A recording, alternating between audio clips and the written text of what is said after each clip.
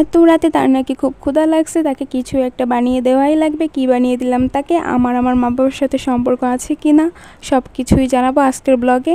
আসসালামু আলাইকুম, welcome to my channel vlog by Fatema.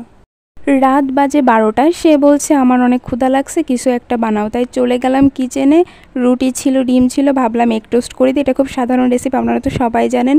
ডিম ফাটিয়ে তার ভিতরে পেঁয়াজ কুচি, মরিচ কুচি, লবণ, এরপর একটু চিনি দিয়ে রুটি মেখে ভেজে নিলেই হয়ে যাবে এগ টোস্ট।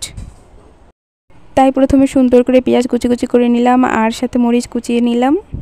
অনেকে প্রশ্ন করেন আমার কি আমার মা বাবার সাথে সম্পর্ক আছে কি না, তারা আমার সাথে কথা বলে কি না, বা তারা কি আমার উপর এখনও রেগে আছে, আমাদের মেনে নিয়েছে কি না। এটা আজকে আপনাদেরকে ক্লিয়ার করে দিব। হ্যাঁ, প্রথম আমার মা বাবা আমাকে মেনে নেয়নি বা কথাও বলতো না। আমার মা ফোন দিয়ে অনেক কান্নাকাটি করতো আমার জন্য। এটা স্বাভাবিক, সব মায়েরাই এটা মেনে নিতে পারে না যে তার সন্তান তাকে ছেড়ে চলে যাবে। কিন্তু এখন তারাও খুব ভালো মতোই আমাদের মেনে নিয়েছে, আমার সাথে সবসময় কথা বলে, আমাদের সাথে যোগাযোগ আছে। তারা তাদের ধর্মই পালন করে, আমি আমার ধর্ম পালন করি।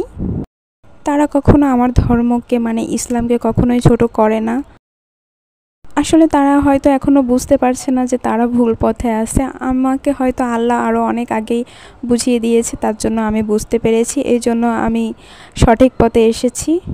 ইসলামে কিন্তু বলে নাই যে ধর্ম ত্যাগ করলে তার মা বাবার সাথে কথা বলা যাবে না বা মা বাবার সাথে যোগাযোগ করা যাবে না।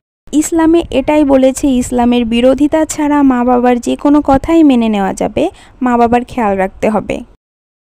যতই হোক তারা আমাকে জন্ম দিয়েছে, তারাই আমার মা বাবা। তারা ইসলামকে সম্মান করে, তারা কখনো ইসলামকে ছোট করে না। তবে তারা তাদের ধর্ম নিয়েই থাকতে চায়, তারা তাদের ধর্ম নিয়েই খুশি। আমি জানি তারা ভুল পথে আছে, তারা ভুল বিশ্বাসে আছে। হয়তো এখন বুঝতেছে না, সামনে আল্লাহ তাদেরকে হেদায়েত দান করবে।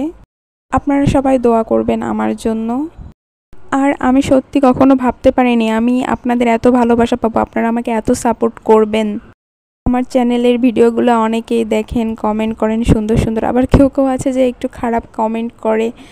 আসলে এই খারাপ কমেন্টগুলো যখন দেখি তখন মনটা একটু খারাপ হয়ে যায়, একটু ভেঙে পড়ি। আবার দেখা যায় যে যখন আপনাদের ভালো ভালো কমেন্টগুলো আমি পড়ি, এত ভালোবাসা পাই, তখন আর এই কষ্টগুলো থাকে না। তখন মনে হয় আমার সাথে অনেকেই আছে, আর আল্লাহ তো আছেই। আল্লাহ যেখানে আমার সাথে আছে সেখানে আর কাদের লাগে। আমি 5 ওয়াক্ত নামাজ পড়ি, আমি চেষ্টা করি ইসলামের সব নিয়ম কানুন সব কিছুই মেনে চলার। আপনারা আমার জন্য দোয়া করেন, আমাকে বেশি বেশি সাপোর্ট দিয়েন প্লিজ। আপনাদের ভালো ভালো কমেন্টগুলো, আপনাদের ভালোবাসাগুলো যখন আমি দেখি সত্যি আমার অনেক ভালো লাগে। গল্প করতে করতে কথা বলতে বলতে রুটিগুলো ভাজাই হয়ে গেল, আর তার নাকি অনেক বেশি ক্ষুধা লাগছে। সে বলতেছে তাড়াতাড়ি করো, এখন ভিডিও করা লাগবে না, তাড়াতাড়ি দাও, আমার অনেক বেশি ক্ষুধা লেগে গেছে। তো আমার রুটি ভাজা রেডি।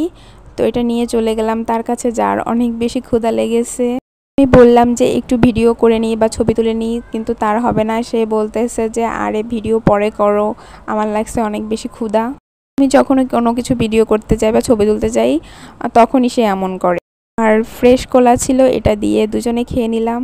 তো ভালো থাকবেন সবাই, আল্লাহ হাফেজ।